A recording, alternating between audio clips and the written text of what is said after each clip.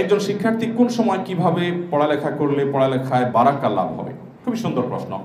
আমাদের স্কুল কলেজে পড়ুয়া শিক্ষার্থী বন্ধুরা তারা সাধারণত গভীর রাত পর্যন্ত জেগে পড়তে অভ্যস্ত। 12টা 1টা 2টা পর্যন্ত পড়বে, এরপরে ঘুম দিবে, সকাল 8টা 9টা পর্যন্ত ঘুমাবে। এই লাইফস্টাইলে আমাদের বেশিরভাগ স্কুল কলেজের ছেলেমেয়েরা অভ্যস্ত। আলহামদুলিল্লাহ, তারা অনেকে নিজের চেষ্টা এবং পরিশ্রমের মাধ্যমে তারা এগিয়ে যাওয়ার চেষ্টা করছে, এটিকে অবশ্যই অ্যাপ্রিসিয়েট করতে হবে। তবে আমরা বলে রাখতে চাই যে সুন্নাহসম্মত লাইফস্টাইল একজন স্টুডেন্ট এবং যে কোনো পেশার মানুষের জন্য যে সে রাতে তাড়াতাড়ি শুয়ে পড়বে।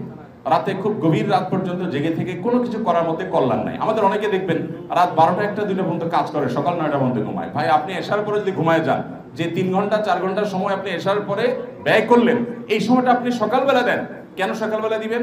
কারণ নবী করিম সাল্লাল্লাহু আলাইহি ওয়াসাল্লাম দোয়া করেছেন, আল্লাহুম্মা বারিক লি উম্মতি ফি বুকুরিহা, আল্লাহ ওর উম্মতের জন্য সকালের সময়টাতে বারাকা দান করেন। কোরআনে আল্লাহ রাব্বুল আলামিন শপথ করেছেন ওয়াস-সুবহি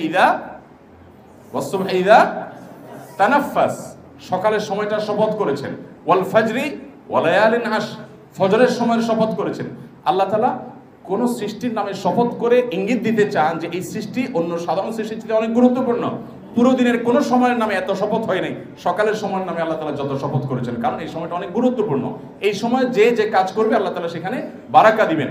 অতএব শিক্ষার্থীরা গভীর রাত পর্যন্ত যে পড়াশোনা না করে রাতে তাড়াতাড়ি শুয়ে গিয়ে রাতে 6 ঘন্টা 7 ঘন্টা 8 ঘন্টা ঘুমানোর পর যে ফ্রেশ মানসিকতা থাকবে, এরপর উঠে যে পড়াশোনা করবে, অল্প সময় আল্লাহ তাআলা তাকে অনেক বেশি বারাকা দিবেন। দিনভর যে জঞ্জাল, যে গ্যাঞ্জাম, যে ফাসাদ, যে হ্যাচেল, যে আশেপাশের পরিবেশের দূষণ ইত্যাদি, এগুলোতে থাকার পর আপনি এশার পরে পড়তে বসেছেন। আপনার পড়াটা যত বেশি রপ্ত করতে পারবেন, যত বেশি মুখস্থ করতে পারবেন, যত বেশি আপনি আয়ত্ত করতে পারবেন, ভোর রাতে আপনি গভীর ঘুমে দীর্ঘ রাত আচ্ছন্ন থাকার পর যখন ফ্রেশ মাইন্ডে বসবেন, তখন বেশি আত্মস্থ করতে পারবেন। এটা একটা বাস্তব উদাহরণ হলো এই শিক্ষার্থীরা যারা আমার সামনে বসে আছে। আমরা আজকে একটা শিক্ষার্থীকে সম্বর্ধিত করলাম। সে কয় মাসে হেফজ করেছে? 7 মাস 16 দিনে এই ছেলেটা হেফজ করেছে। আপনি চিন্তা করুন তো, জেনারেল ব্যাকগ্রাউন্ডে এই বয়স কত ছেলেটার? 8 বছর বয়সে একটা ছেলে 7 মাস 16 দিনে কোরআনে কারিমের মতো মহাগ্রন্থ, যেটা নিজের ভাষায় না আরবিতে, সেটা আবার বিশুদ্ধভাবে, অনেক আরাবিয়ানরা এত শুদ্ধ করে করতে পারে না, সেই রকম শুদ্ধ করে 30 পারা কোরআন হিফজ করে ফেলেছে এবং সবিনার মাধ্যমে এক দাঁড়ানোতে টানা সে পুরাটা শোনা দিতে পারছে। এটা এই মাদ্রাসায় একটা বাচ্চা হয়েছে, বাংলাদেশে শুধু একটাই ঘটনা ঘটছে এমন নয়। এরকম বাচ্চা প্রায় সময় বিভিন্ন মাদ্রাসায় ঘটে থাকে, আমরা দেখে থাকি, এরকম বাচ্চা বের হয়ে থাকে। আপনি জেনারেল ব্যাকগ্রাউন্ডে এরকম আরেকটা দৃষ্টান্ত খুব বেশি দেখাতে পারবেন না, পাবেন কিছু বিচ্ছিন্ন ঘটনা, এরকম মাদ্রাসাগুলোতে প্রায় দেখা যায়। আর সবচেয়ে বড় কথা হলো, এই এক্সট্রাঅর্ডিনারি বাচ্চার কথা না বলি, সাধারণ যে বাচ্চাগুলো আছে 30 পারা কোরআনকে স্মৃতিতে ধরে রেখে সারা জীবন, সহজ কোনো বিষয় নয়। এত অসাধ্য সাধন তারা করছে। তাদের মেথডটা কি? মেথডটা হলো রাতে তাড়াতাড়ি তারা শুয়ে পড়ে, আসার পরে ভোর রাতে তারা উঠে যায়। ওই সময় স্মৃতিশক্তি আপনার প্রখর হয় এবং যে কোনো কিছু আত্মস্থ করতে পারে।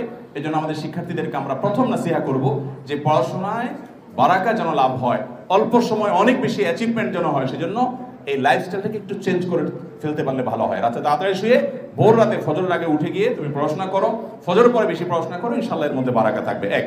দ্বিতীয়ত, প্রতিটা পড়াশোনা, এমনকি সেটা জাগতিক পড়াশোনা হোক, তোমার অঙ্ক হোক, তোমার অন্য কোনো সাবজেক্ট হোক, এটা পড়ার আগে অবশ্যই বিসমিল্লাহ বলে নিবে। কারণ বিসমিল্লাহ বললে আল্লাহ রাব্বুল আলামিন সেখানে বারাকা এবং কল্যাণ দিয়ে থাকেন, অনেক বেশি আল্লাহ তাআলা বারাকা দিবেন। প্রতিটা সাবজেক্টের শুরুতে তুমি বিসমিল্লাহ বলবে। তৃতীয়ত, আরেকটা পরামর্শ আমরা দিতে পারি, তা হলো নিয়তটাকে খালেজ করে নিবে। মাদ্রাসার ছাত্রদেরও নিয়ত খালেজ করতে হবে আজকাল, যে আমি আলেম কেন হচ্ছি? আমি আলেম হচ্ছি, আমি নিজে কোরআন হাদিসের উপর আমল করব, মানুষকে কোরআন হাদিসের প্রতি আহ্বান করব। যারা স্কুল কলেজে পড়াশোনা করছো, সেই সমস্ত শিক্ষার্থী, বিশেষ করে ছোট ছোট শিক্ষার্থী ভাই বোনদের প্রতি, বন্ধুদের প্রতি আমাদের আবেদন থাকবে যে তোমাদেরও নিয়তটাকে খাঁটি করো, যে আমি বড় ডাক্তার হয়ে, ইঞ্জিনিয়ার হয়ে, বা যে কোনো ক্ষেত্রে আমি বড় শিক্ষিত হই, আমি যেটা করব তা হলো জাতির কল্যাণে আমি নিজেকে নিয়োজিত করব। এবং আমি যদি এগিয়ে যাই তাহলে সেক্ষেত্রে মুসলিম উম্মার মুখ উজ্জ্বল হবে এবং আমি মানুষকে সেবা দিব, মানুষের খেদমতে আমি নিয়োজিত থাকবো। আমার পেট পালার চিন্তা করা, এটা একটা ছোট লোকের চিন্তা। গরু কিনলে সাথে গোবর এমনিতে চলে আসে, কিন্তু গোবরের উদ্দেশ্যে গরু যে কিনে, এর মন মানসিকতা নিয়ে মানুষ প্রশ্ন তুলতে পারে যে এত নিচু চিন্তা মানুষ করে নাকি? গরু কিনলে তো গোবর এমনি পায়। তোমার জেনারেল শিক্ষা শিক্ষিত হয়েছে, তোমাকে আল্লাহ রাব্বুল আলামিন এই শিক্ষার মাধ্যমে তোমার ডাল ভাতের ব্যবস্থা করবেন, সামাজিক অবস্থান, তোমার ক্যারিয়ার, এগুলো সবই হয়ে যাবে ইনশাআল্লাহ। কিন্তু উদ্দেশ্য সেটা থাকবে না। উদ্দেশ্য হবে যে আমি এর মাধ্যমে মানুষের কল্যাণ সাধন করবো। তখন তোমার জেনারেল শিক্ষাটাও ইবাদতে পরিবর্তিত হবে ইনশাআল্লাহ তাআলা। আল্লাহ তাআলা আমাদের শিক্ষার্থীদেরকে তাদের কাঙ্ক্ষিত লক্ষ্যে পৌঁছে যাওয়ার তৌফিক দান করুন।